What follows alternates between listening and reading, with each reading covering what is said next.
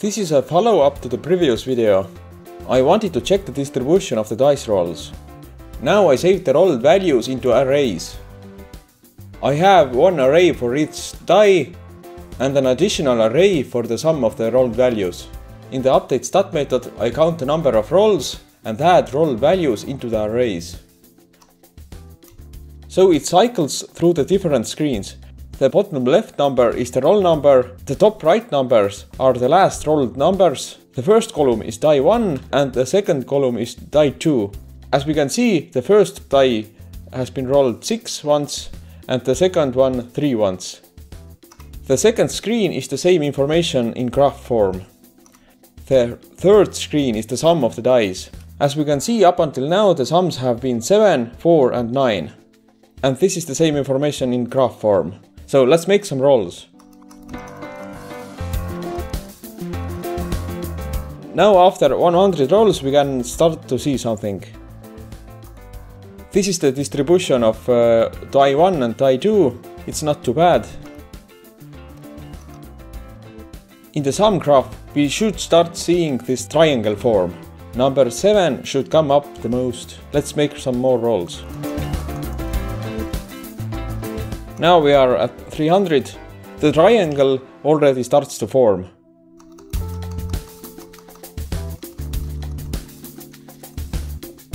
At about 1000 rolls it has some anomalies, but I think it's okay. If we look at the values, then the difference between the minimum and maximum is not bad. I created this LibreOffice spreadsheet so I have something that I can compare my results to. The document has two sheets, one for 300 rolls and the other one for 3000 rolls. My results for 300 rolls look similar enough to the ones we see here. Let's do some rerolls. And now the 3000 rolls. The deviation is smaller and the sum graph forms an almost perfect triangle.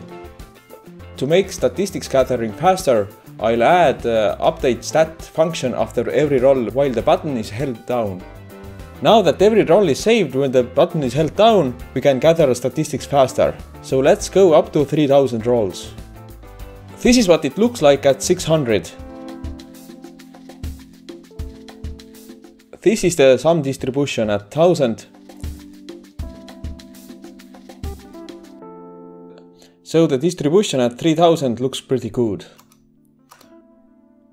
Also the sum graph starts to form really nicely. In conclusion, I think the randomness is good enough for this device.